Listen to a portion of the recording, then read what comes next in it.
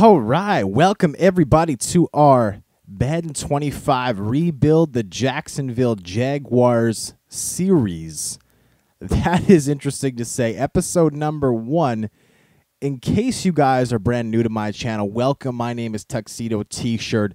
This is my second Madden 25 series. My first series ran for 95 episodes. It was a fantasy draft series with Ralph Wilson and company with the Buffalo Bills.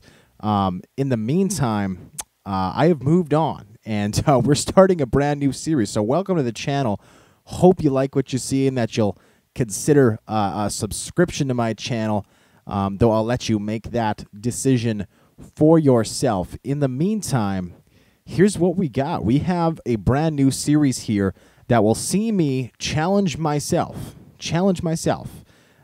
to creating a dynamic, amazingly talented, Super Bowl caliber Jacksonville Jaguars team. Now, the first thing I'd encourage you guys to do as I start the league right here, boom, is I would like you to check out the description of this video. There is a download link.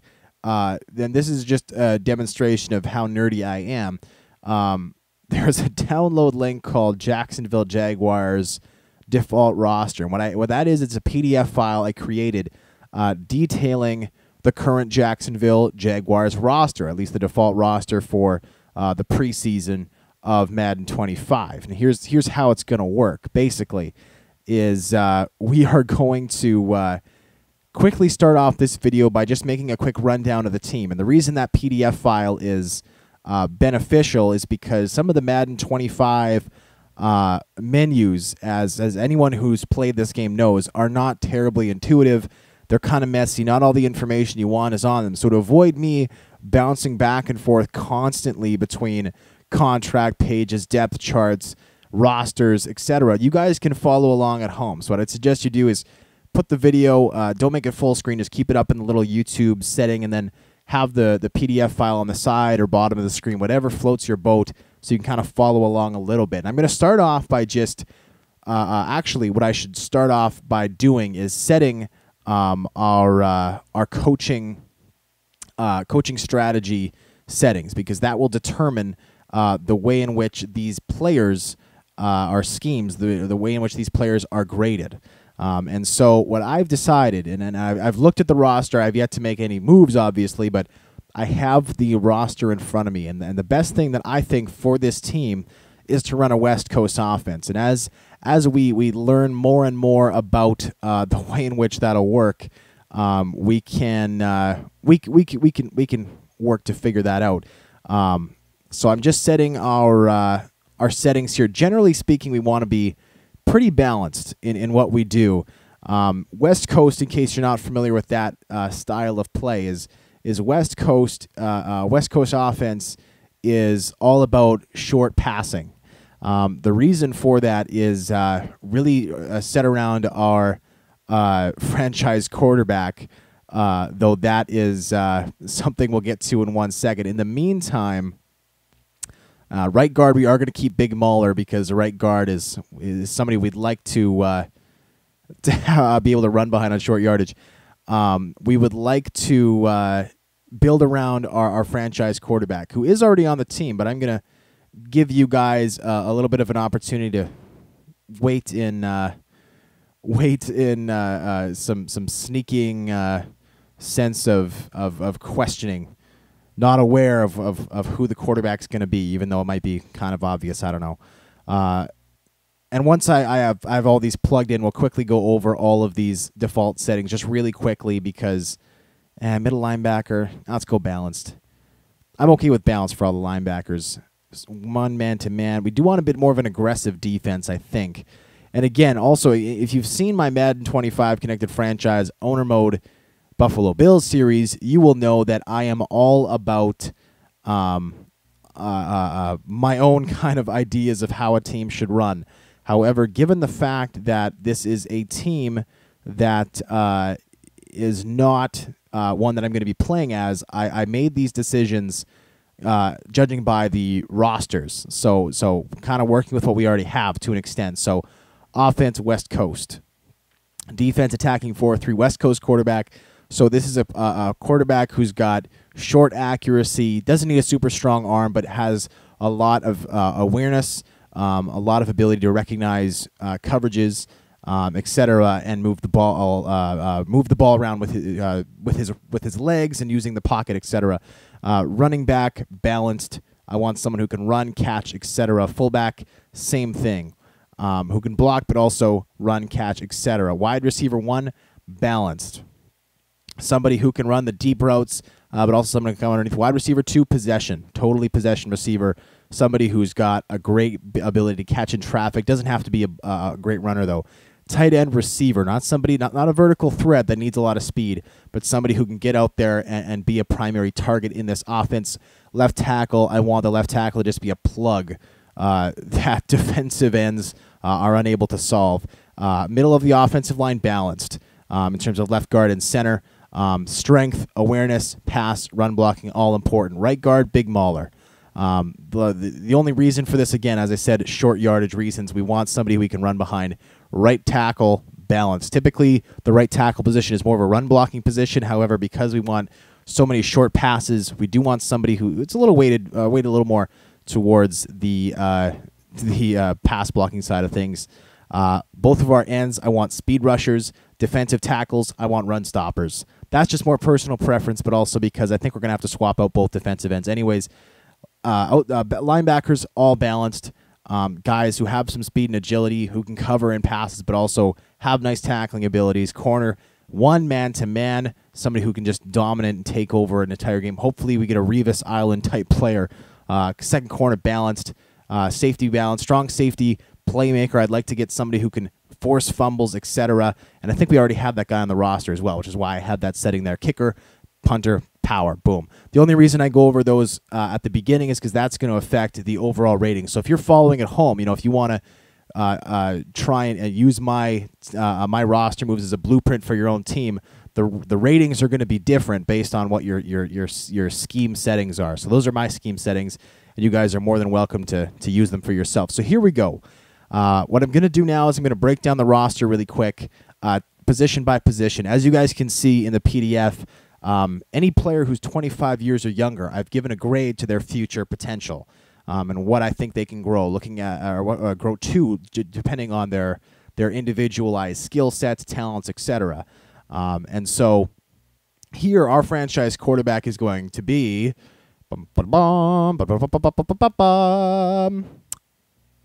Blaine Gabbert. Bada bing, bada boom, Blaine Gabbert. Blaine Gabbert has been a butt of the a joke of the NFL butt. No, a butt of the NFL joke. I think I said that right the second time. There we go. Has been the butt of many football jokes for many years. However, when I see him, I see someone who's still only 23.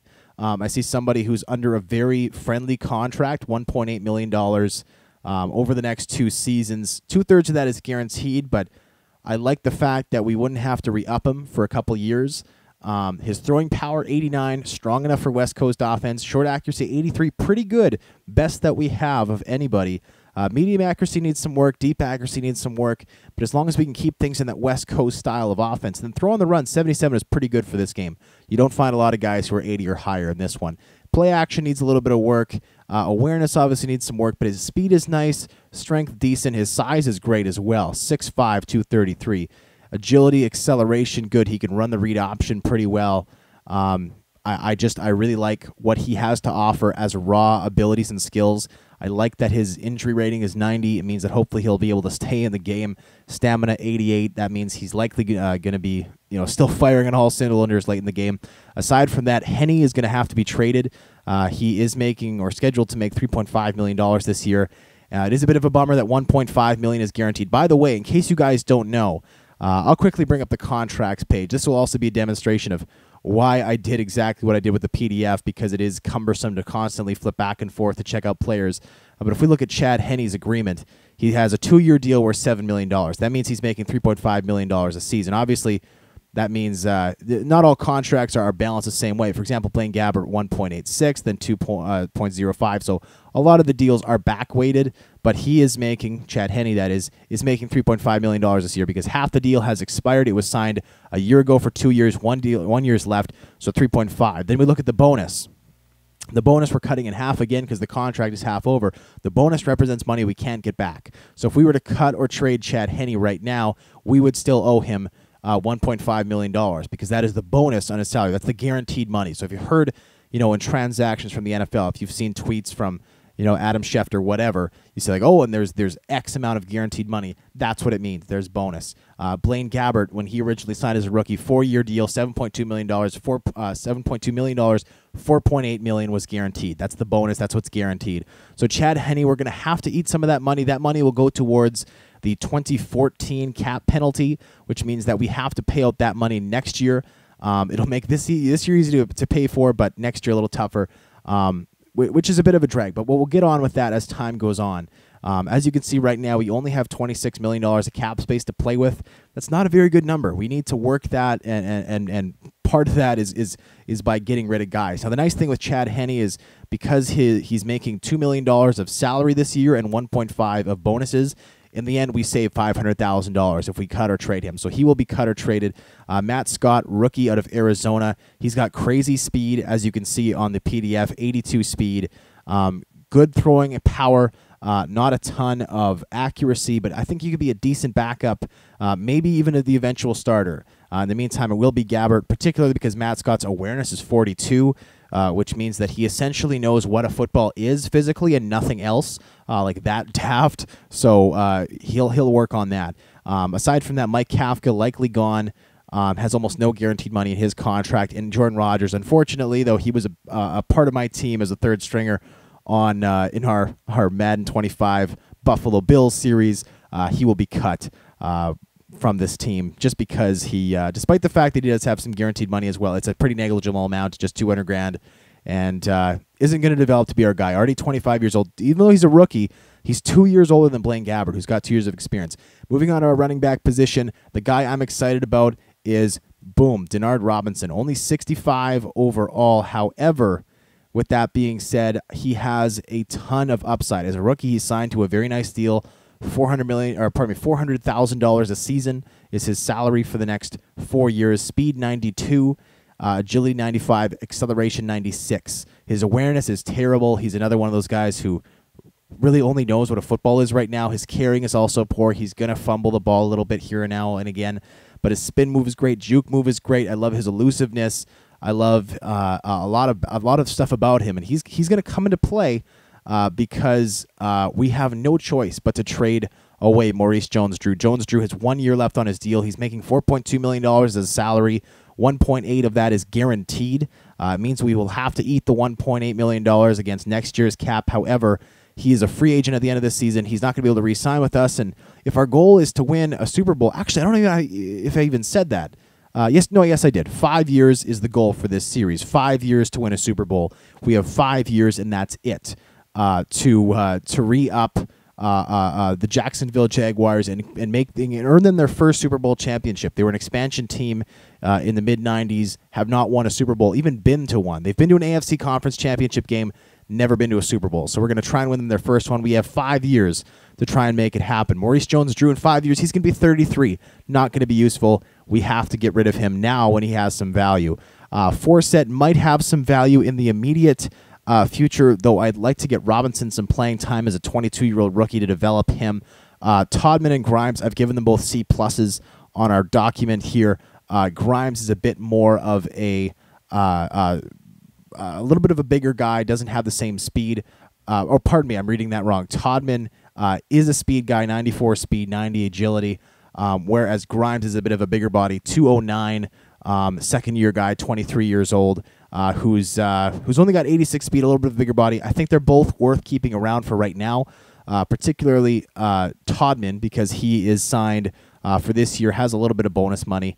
May as well keep him around. All three guys are young. I'm excited about all three here.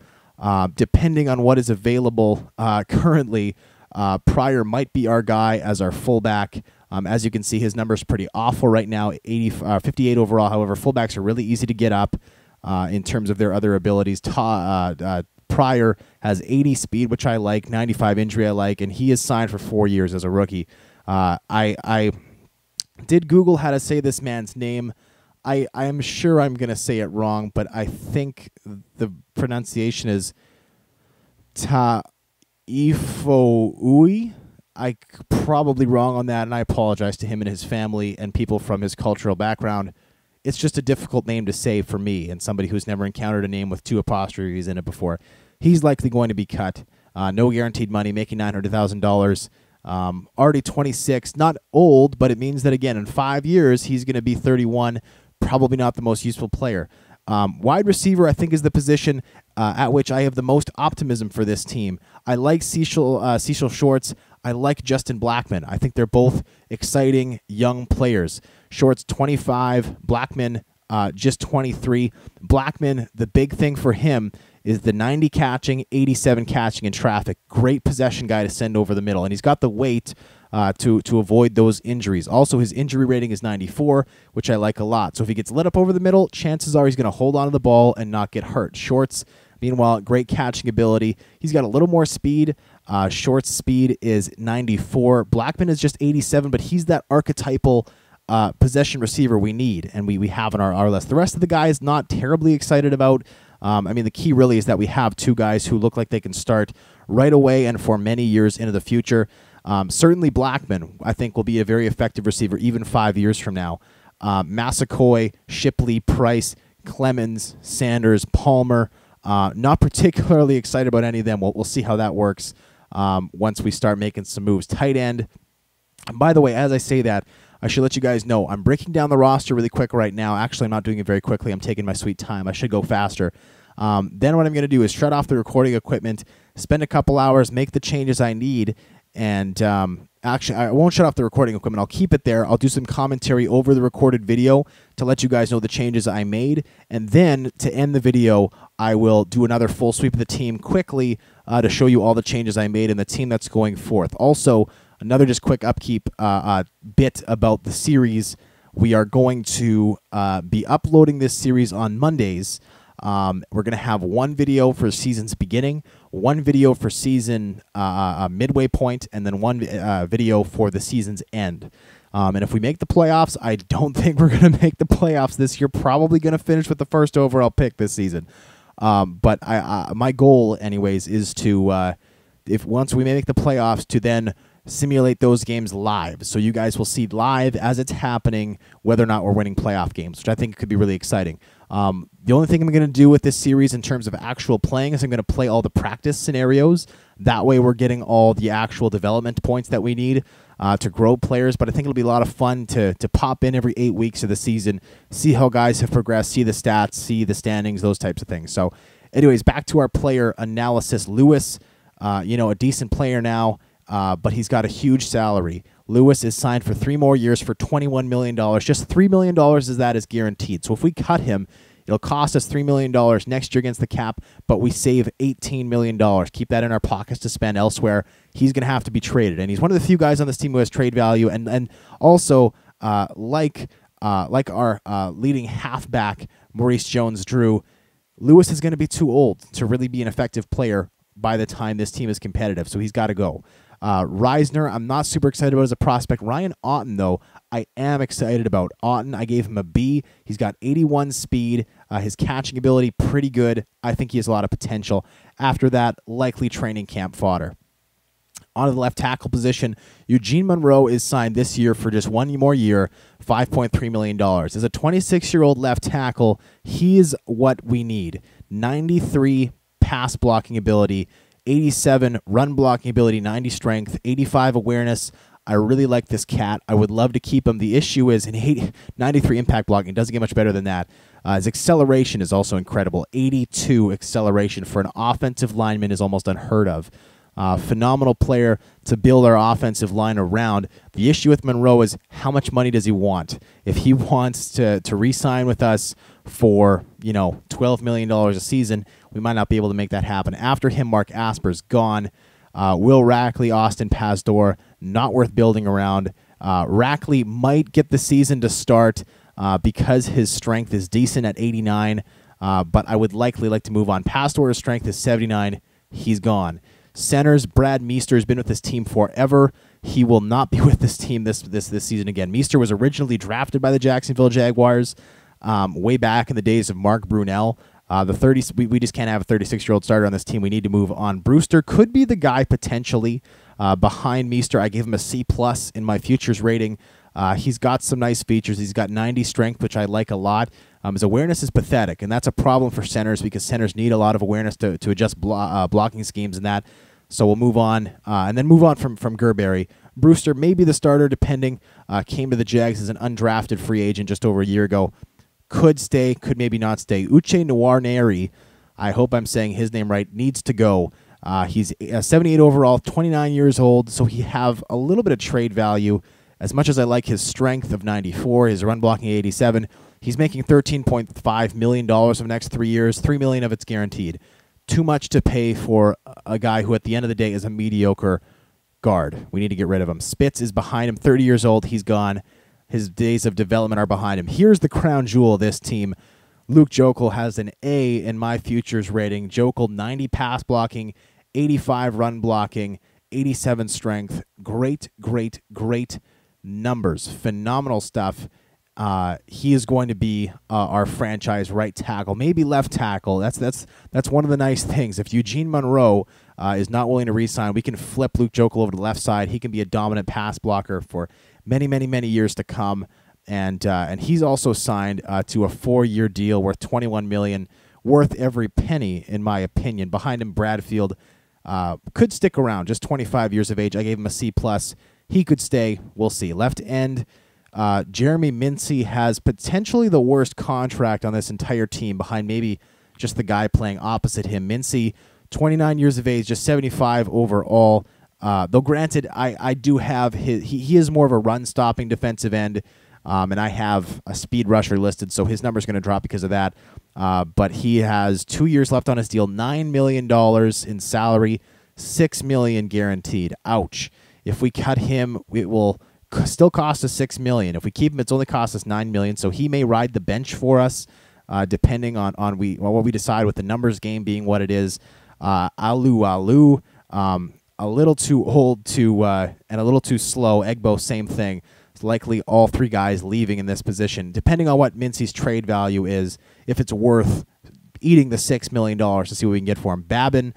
This might be the worst deal on this team. Babin, 81 overall, but he's 33, obviously too old for a team that's rebuilding. He's currently earning $5 million a year for the next 3 years. He's got to go. He's got just $500,000 in guaranteed money.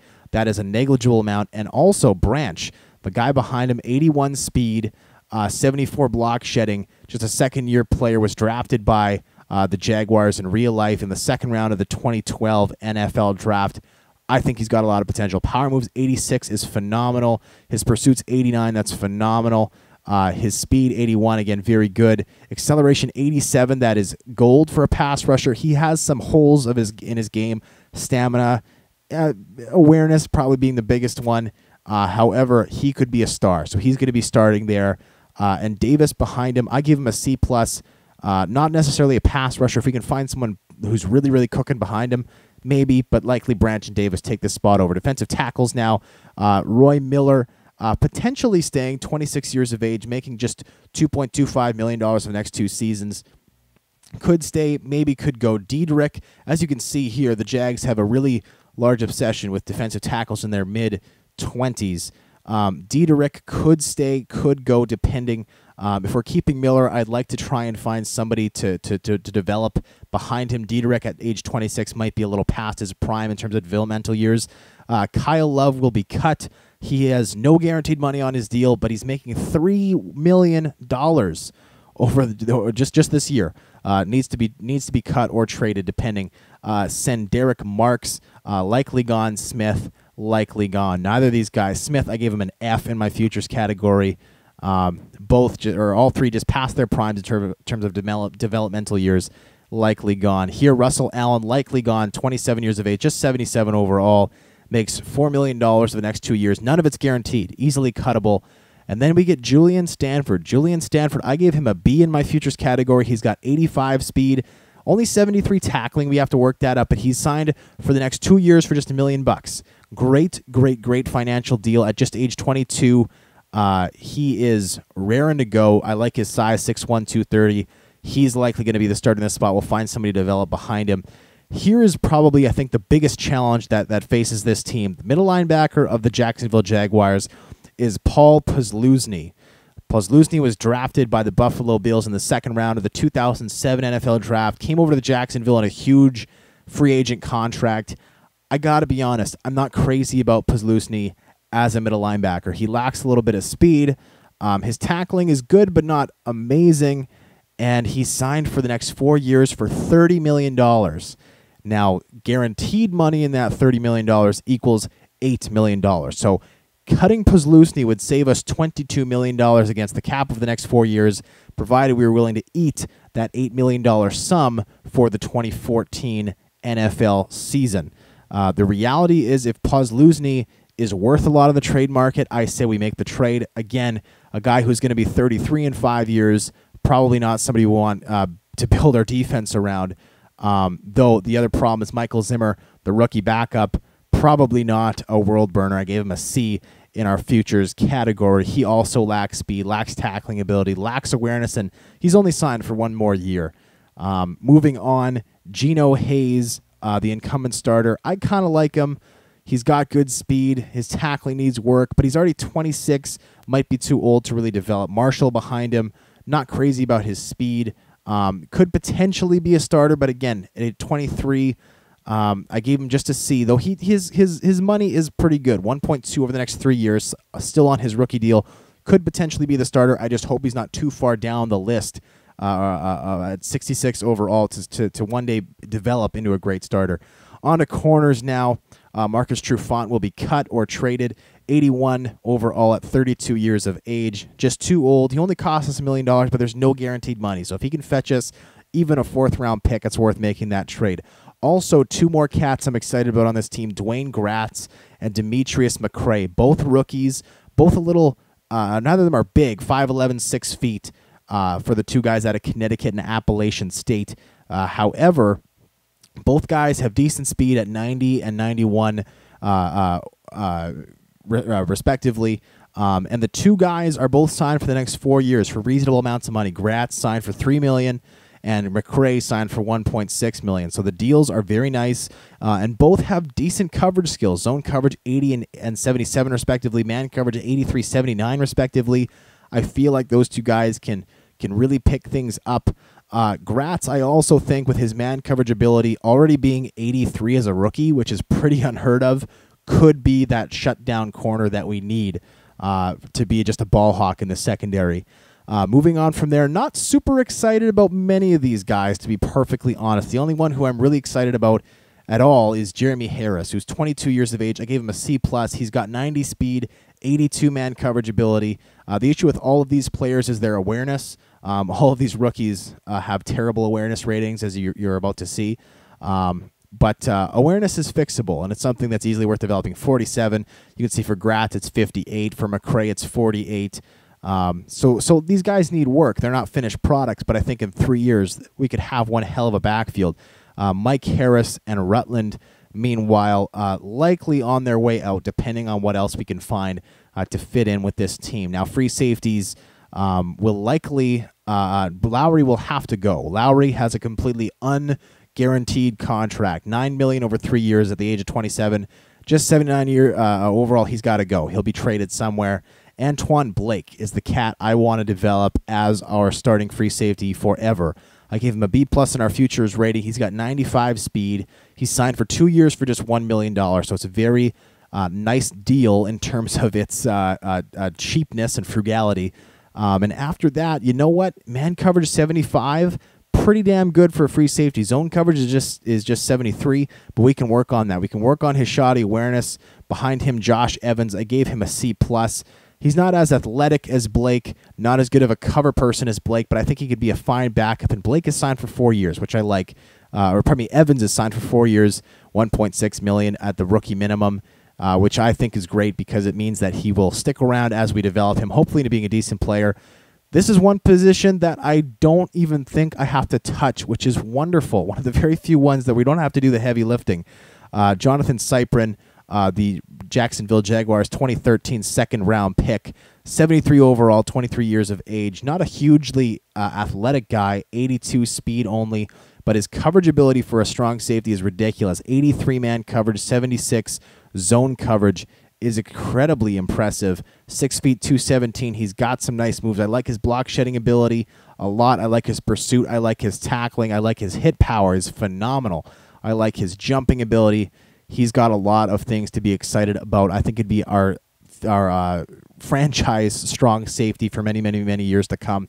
Prazinski, the guy behind him, could stay or could go. 26 years of age, likely not somebody who's going to develop into a great starter, but he's signed for peanuts. $790 over 2 years, worth keeping around. Josh Scobie is the kicker. We will not have to touch him, particularly because his contract is fully guaranteed, so cutting him is silly. And punter Brian Anger, who's got a wonderful name and will be our punter for years to come. 96 kicking power. There's no reason to screw with that. Our picks, we have all of our picks intact. The only change is that the Detroit Lions sent us their 5th pick. These are, again, are just default draft picks that you get. Also, it's nice to know the NFL is predicting we'll finish 4th last in the entire league in wins. So now what I'm going to do is I'm going to cut off the commentary for now. I'm going to spend a couple hours making the moves that I feel we need to make. Feel free to let me know in the comments what you guys think of them as they're popping up. I will do commentary over top of the video once it's all edited together, and then I will do a second live audio portion where I show you guys exactly what I did, and I just reflect on that. So I will. I'll turn it over to my future self. Thank you, past Tuxedo T-Shirt. This is future Tuxedo T-Shirt here. I've just spent about the last 4 hours. Well, the time was stretched over 2 days, but the last 4 hours roughly of my gaming time at least, getting together this Jacksonville Jaguars roster. I did so through an arduous process of feeling things out, trying to balance the assets we had on the team that were movable, along with the guys we needed, the spots that we had open on our roster where we needed some young blood or just an improvement. If you'd like to turn your attention again to the description part of this video, I have listed for download a second PDF file. I'm sure you've seen it if you checked out the first PDF, that is. That PDF file will outline all of the changes that I made. So if you want to kind of discover them, I have most of the changes recorded. Here you can see us trying to trade Linval Joseph and Brandon Mosley. Anyone who checked out my Buffalo Bills series knows all about Brandon Mosley, right guard of the real-life New York Giants. So if you'd like to follow along with the changes, check out the PDF file. It has a complete new listing of all the new players on our roster. All of the new players are highlighted in teal. I figured it was only suiting given the colors of the Jacksonville Jaguars. Or if you'd like the changes to be a surprise, I have most of the changes recorded, and I'll do some commentary. I'm watching this, by the way, the video in live feed. I recorded this as I was making the changes. I'm doing the commentary afterwards, as I explained earlier. So we're watching these together at the same time. So I'll be reacting in real time, commenting on what happened. And again, if you want to follow along with the PDF, that's cool. Or if you want to download it later and check it out once the video is done and just see it all happen in real time, that's cool. This portion of the video where we're making changes is about 20 minutes. I think it'll be between, after editing, between 16 and 22 minutes. And the PDF, meanwhile, is available. Again, you can download it whenever you want. And the last 10 minutes of the video is going to be me just summing everything up, hopefully getting the whole video to about an hour of listening. Here you can see us about to make our first official trade that saw us send our backup our backup halfback for set over to the Giants for Mosley. and a 4th-round pick. Pardon me, a 5th-round pick. That's Justin Forsett going to the Giants for Mosley, right guard, 24 years old, 72 overall, making $1.4 million over the next 3 seasons. He's on a rookie deal, the second year of his rookie deal, so the Giants eating some of that money. We lose just a backup halfback. A backup halfback, but Forsett's 27, not exactly young by running back standards, the position at which players become go to retire the earliest. 81 overall, so decent depth guy for them, but no guaranteed money on his deal. 2 years, $2 million on that. So the Giants pick up him. Meanwhile, we get a nice pick, and we get the guard that will be leading us into the future. Mosley, he's got great strength. He's that big mauler type of guy. Here we go, second trade to the Seattle Seahawks. Geno Hayes for Jesse Williams. Williams is a rookie this season. The Seahawks eating some of that money. So he is 22 years old, 78 overall.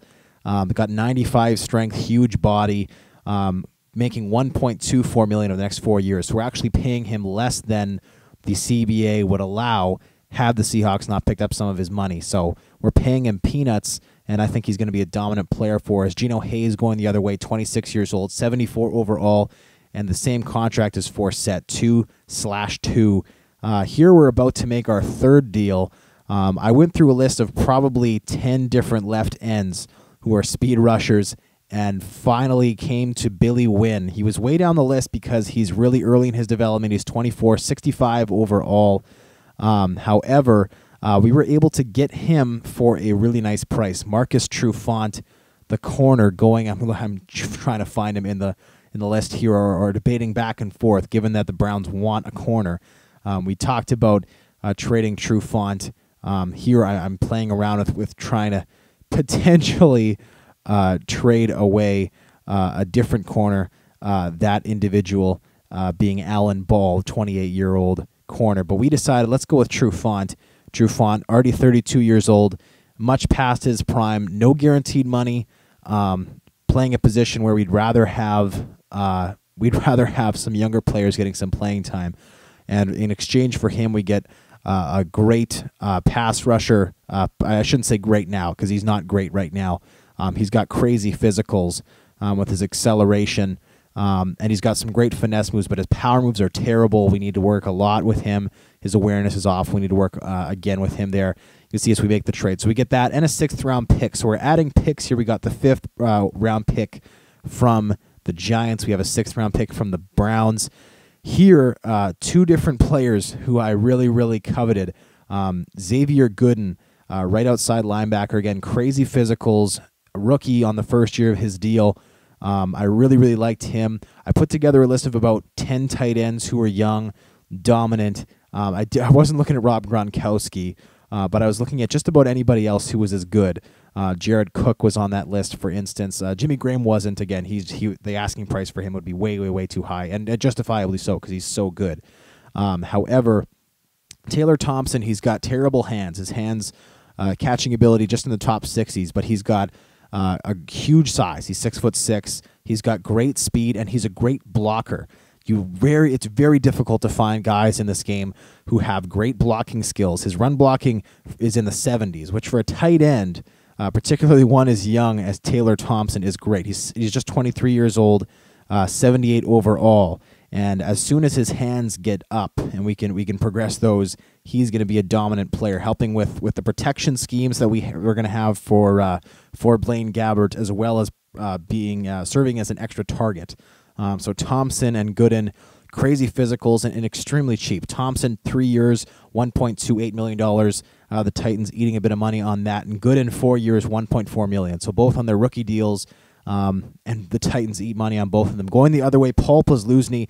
The downside with sending Posluszny elsewhere is that we're eating $8 million over the next 2 seasons of his contract. However, $22 million went to the Titans, so a big chunk of change going to them. As you can see, we had to throw in a 5th-round pick, but that's okay. That's the 5th-round pick we picked up from the Giants. So our picks now are the same as they ever were, with the inclusion of the 6th-round pick from Cleveland and the default setting that we got from the 5th-round pick we got from Detroit, as comes with the default rosters. They're on to our next pick now. This is a young man, Darrell Washington. As you can see, we're stocking up on futures. Mosley, Williams, Wynn, Thompson, Gooden, all guys who can start right now, but none of whom are going to be stars right now. I think they could all be stars in their own right one day.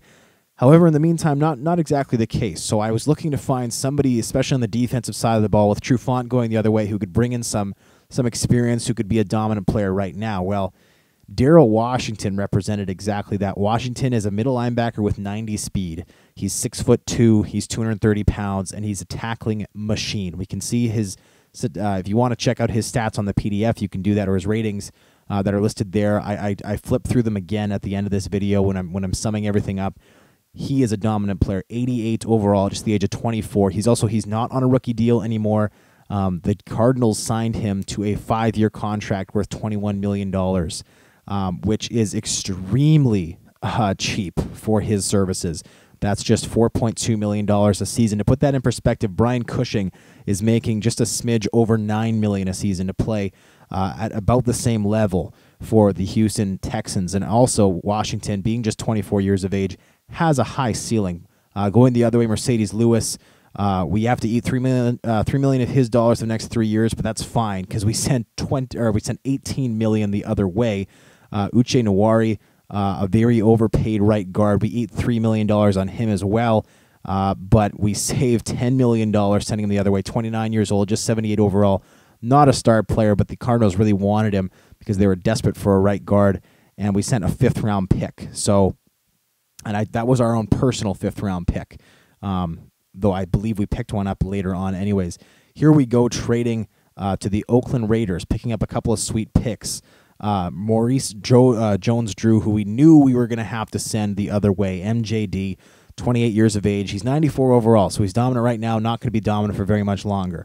On the last year of his contract, is going to want a big pay raise when he turns 29, which is just suicide, in my opinion, for a team to upgrade or to pay a running back at that age. Can't have him, so we basically get a 1st-round pick from the Raiders for him, and that's going to be a great pick because Oakland is terrible.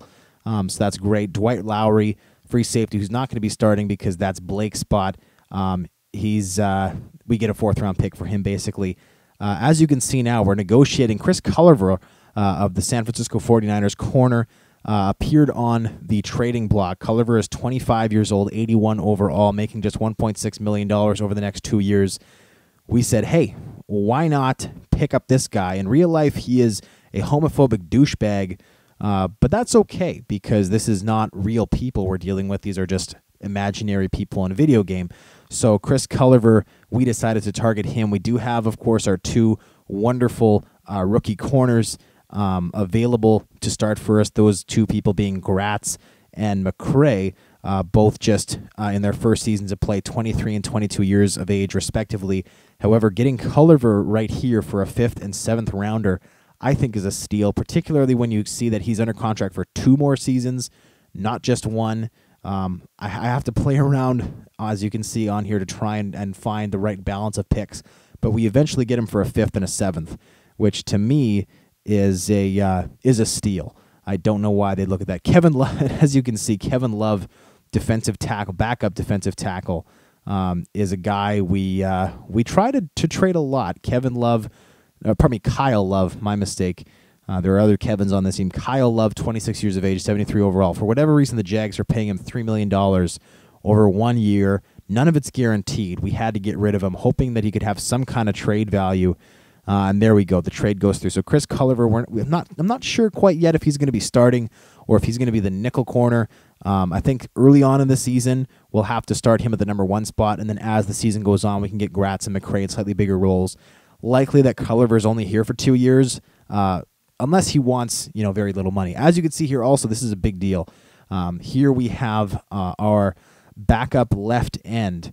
Left end. I was right the first time. Jeremy Mincy, 29 years of age, 75 overall. Has that terrible contract. Over 2 years, he's making $9 million, 6 of which is guaranteed. He got hurt in the preseason. Would have been ready to go by the regular season, I think week 3. but we place him on IR. We still have to pay out that deal out of our funds at the top right-hand corner of the screen. However, it does not count against the cap. So the way I see it is we we pay him now that $4.5 million, not counting against the cap. Next year, we'll be able to trade him or cut him because that will just be $3 million off. And I wanted to limit, especially with Puzluzny carrying that big cap hit for the penalty. I figured it is best to keep Mincy for this year, find someone else to fill in the other left end spot along with Billy Wynn, and that's exactly what we did. Here I'm desperately trying to trade Chad Henne. Chad Henne came into the season at the age of 28, I believe. I have him on my list here, all the details. Chad Henne, 28 years of age, 76 overall, making $3.5 million over 1 year on his deal, 1.5 of which was guaranteed. Tried like the dickens to trade the young man. Didn't happen. Nobody wants him. And when the Jets aren't willing to give you a 7th-round pick for a guy, you know it's just time to cut him. He's one of our first cuts. Here, though, looking to trade away just a couple more aging assets. Jason Babin, 33 years old, 81 overall, making $15 million in the next 3 years, almost none of which was guaranteed. We get a 4th-rounder from Tampa Bay. And here, Russell Allen, our would-be starting left outside linebacker, 27 years of age, 77 overall, making $4 million in the next 2 years, none of which is guaranteed. Titans needed a left outside linebacker, and they get it in Russell Allen. That was the last major trade we made in terms of our transactions. By the way, all the information for transactions, I should have said this earlier, is on the PDF listed in the order in which I made them. Here you can see all the cuts I'm making. First Henne, then Rodgers, and I'll just go through the list. All that stuff is recorded, however, in the PDF. Also, any transactions I make between the making of videos will appear on that PDF. So the next PDF that gets released for the next video, which will take place, be released a week today on that Monday, will contain, there'll be a new PDF associated with that document. Any transactions, re-signings, whatever that happen will be on the bottom of that PDF, and along with updated player ratings and all that good stuff. So here you can see I'm cleaning out our tight end section. This is just a loose, this is a rough kind of cutting session. We needed to cut down, I think, 7 or 8 players off the roster to continue on to the final week of the preseason. Just simulating preseason games, by the way. I didn't see how we did in the 4th preseason game, but we won the first 3, which is kind of worrisome to me because the last team to go perfect in the preseason was the 2009 Detroit Lions, who were the infamous team, 2008 Detroit Lions, who were the infamous team that went 0-16. Hopefully that's not the case for us.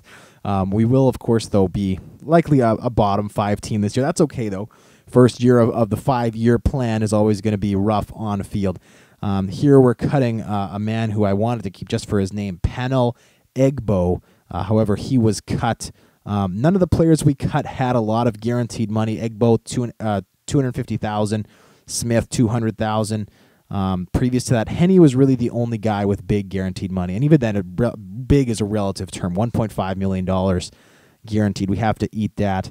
I will update all of the cap situation and all of the salaries next episode. Reason being that between now and then, I'm going to look to re-sign some of our players. Some of them will need to be extended. The one that I've documented the most is, of course, our left tackle, Eugene Monroe, who is a dominant player, needs to get a new contract in place ASAP. There will be some other guys along with that list. In the meantime, however, I do not check out that page. I think that the cap penalties that we have for next season aren't terrible. I think it's about $11 million. But considering I don't think we're even spending halfway to the cap at the moment. It's no problem whatsoever. So here we're going through our corners, seeing who we can cut on this first pass through. There's Chris Culliver's numbers, by the way, in case you didn't catch them. I think they're reviewed again at the end of the video, and if not, then you guys can just ask. Let me know. Some of them are on the PDF as well. Kevin Rutland being cut there. Alan Ball is about to get cut. Bada bing, bada boom. There you go, Alan Ball. Cut. Cut, Alan Ball. I cut you. Just kidding. Chris Culliver.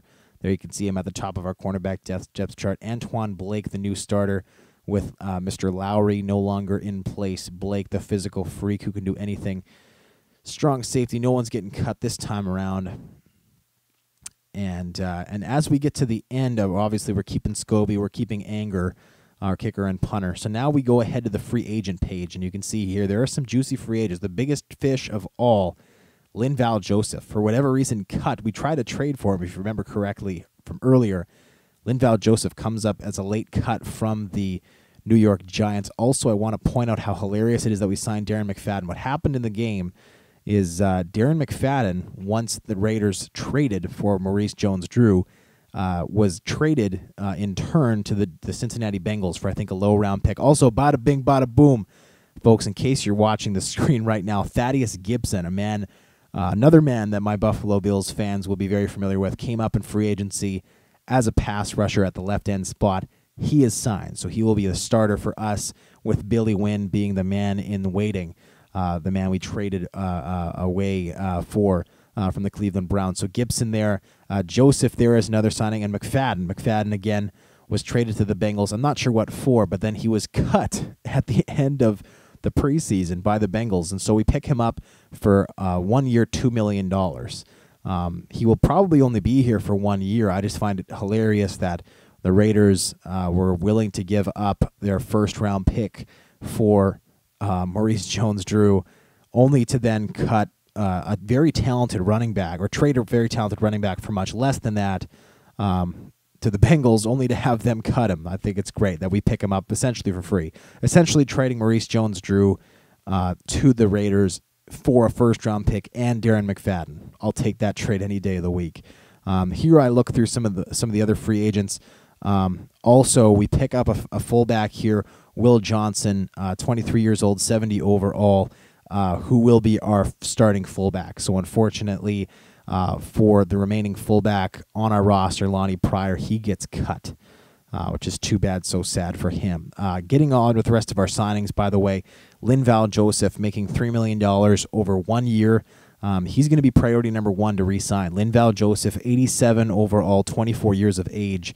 Huge run stopper, big body, tons of strength. I really feel like we are set tremendously well at the defensive tackle spot. Right now, the two starters I see are Linval Joseph and Jesse Williams, 24 and 22 years of age, respectively, 87, 78 overall, respectively. The two of them, both of their strength is 95. They're both taller than 6'3". They are both heavier than 300 pounds. And in spite of that, they can both run. Joseph has 65 speed. Williams has 70 speed. Those guys can run. They both need awareness upgrades, but aside from that, their block shedding's phenomenal. They've got great hit power.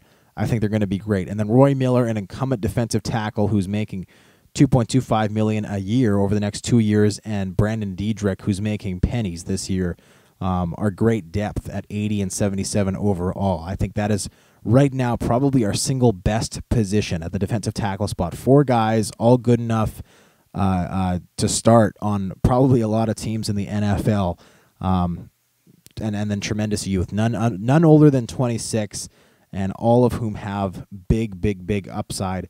Again, Linval Joseph going to be one of our top priorities to re-sign once we are in the contract re-signing phase of this connected franchise. Here I sign Marcus White, backup right end, 25 years of age, 76 overall. He will be backing up a man who we did inherit from the Jaguars, Andre Branch, who's got great physical abilities, signed for just over $1 million a year for the next 3 years. All right, so with that, I think we're just about ready to turn it back to past Tuxedo T-Shirt. Well, not the same past Tuxedo T-Shirt as before, a slightly futuristic past Tuxedo T-Shirt, because I did already record the audio and video for the total roster review. So I'll turn it over there. In the meantime, please remember to check out the next video on Monday. We'll have a new PDF document. And also, I'll update you guys on, because we are officially in the regular season now. I've yet to simulate a game, but we're going to be simulating the first 8 games, so you get all the results, and you'll see all the player development for that time. Should be a lot of fun. So I'll turn it back to past Tuxedo T-Shirt, and he's going to take you through the entire roster and the way it looks now.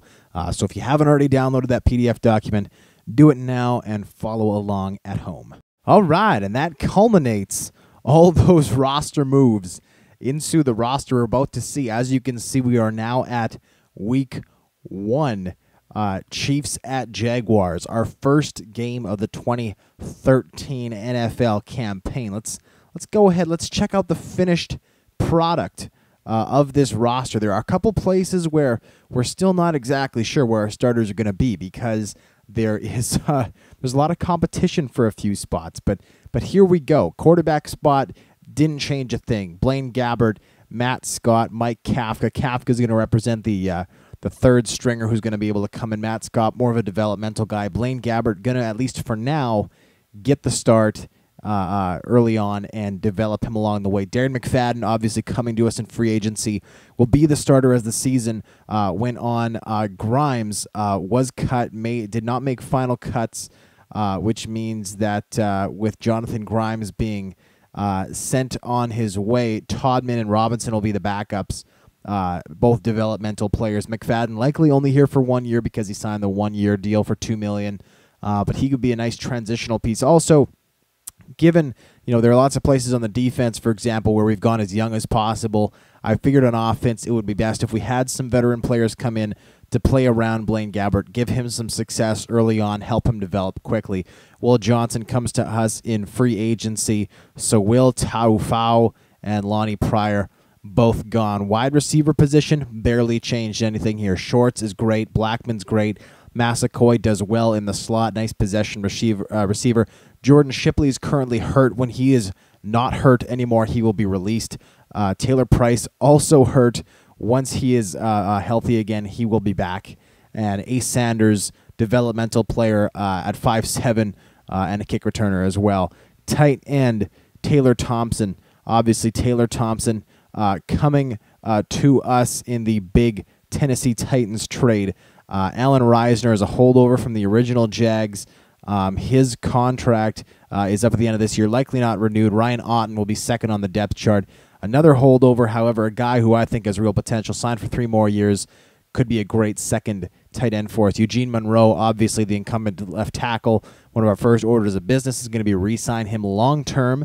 Marcel Jones will be the developmental backup. Mark Asper will be released from the left end position, probably left tackle position as soon as he is healthy. Again, Will Rackley, Alvin Bailey. Alvin Bailey, 22 years old, came to us in free agency at the end of the season, a last-round cut from somebody else. I'm not sure who it was. To be perfectly honest, Will Rackley and he will have to duke it out. As you can see, almost identical players, really. Run blocking, pass blocking, impact blocking, strength, very, very, very similar. Rackley has the amazing acceleration, the awareness advantage. However, we'll have to wait and see. This will be an interesting decision to see who starts at the left guard position. Meanwhile, at center, we were forced to release Brad Meester, which is unfortunate to kick a guy to the curb who was a part of the Jags for more than a decade and a half. However, at age 36, he did not have any trade value. I tried flipping him for a 7th rounder. Didn't happen. So Jason Slowey and Mike Brewster will be our center. Slowey comes to us in free agency. Brewster and Slowey, I think, could develop into franchise centers. Just a matter of deciding who's who, which is not an easy decision. Right now, I'm leaning to Slowey. They are the same age, 24, so we'll see with that. Right guard, Brandon Mosley is the starter. Willie Campbell comes to us as the backup in free agency, 66 overall, but he's got a lot of strength, a lot of upside, I think. Jokel and Bradfield, aside from the wide receiver position, this is really the only one on the entire team I did not touch. Thaddeus Gibson. We are all, if you've seen my Buffalo Bills channel, on this channel, our Buffalo Bills series, you are familiar with Thaddeus Gibson. He is going to be our starting left end. Wynn will be the backup. Mincy got hurt in the preseason, as you saw, placed on IR, so we don't have to deal with his terrible contract. We'll have to pay it out still. He's earning $4.5 million this season, but with so much of it being guaranteed, there's not much we can do about that. So we will still have to pay him out of our funds, but he doesn't count against the cap. Gibson, Wynn will be the backup there. Right end, Andre Branch, another holdover from the original Jacksonville Jaguars. Babin long gone. Marcus White and Ryan Davis, the backups. Davis, another original Jaguar. He will be cut when he returns from his injury. Defensive tackles, Linval Joseph, who we were so fortunate to get in free agency, cut by the Giants in the last at the last possible second. Roy Miller, Jesse Williams, Dieterich will be the rest of the guys.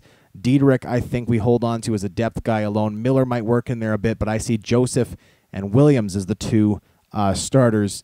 Williams getting some nice development, and Joseph just being dominant. One of the other first orders of business after re-signing Monroe will be to re-sign Joseph, who's only under contract for this season. Julian Stanford, the second-year man, originally went undrafted, now is the starter. Russell Allen traded for a fourth-round pick, so Stanford starting there.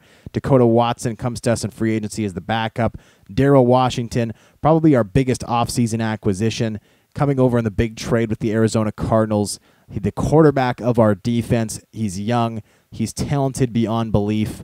93 tackling, 86 speed, 83 awareness, 93 acceleration. The guy's just got everything. There's nothing he can't do. 95 pursuit ability. Like, the guy can cover, he can hit, he can run, he can jump, he can catch, he can do everything there is.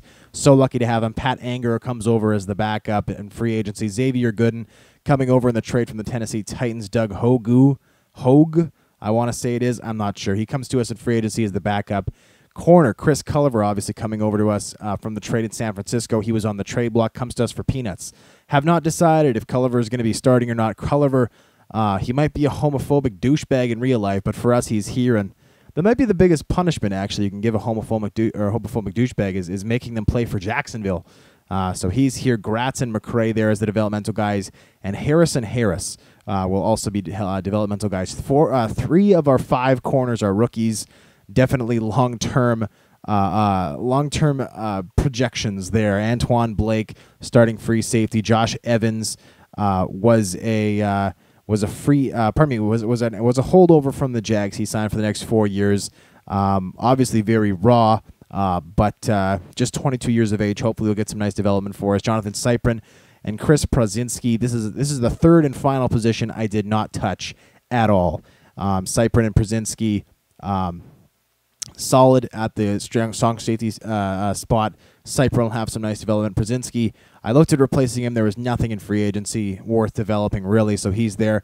And then our 2 specialists, Scobie and Anger, are back. Also, draft picks. Here's what we're going into the season with. 2 first-rounders that are likely going to be right at the top of the draft board. We keep our 2nd, we keep our 3rd, we keep our 4th.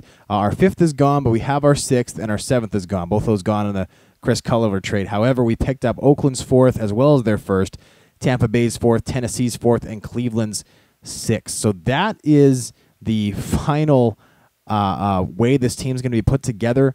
I will give you guys an update likely a week from today on next Monday from all these things. Again, I'm doing all the practices, so it does take some time to get through things. Also, managing injuries as they pop up will be a bit time-consuming, but it's not the end of the world. Something I'm happy to do for you guys. Let me know in the comments what you guys think about the team. Do you like it? Do you not like it? Do you think I made a terrible trade? Do you think I made a bunch of great trades?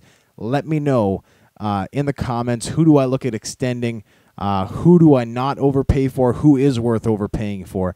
Let me know. What makes these series so much fun is the feedback I get from you guys. So thank you so much for sticking with me through this long video. Rebuilding the Jags, Episode 1 coming to a close. Look for Episode 2 next Monday. Until then, guys, I'm Tuxedo T-Shirt, and I'm out.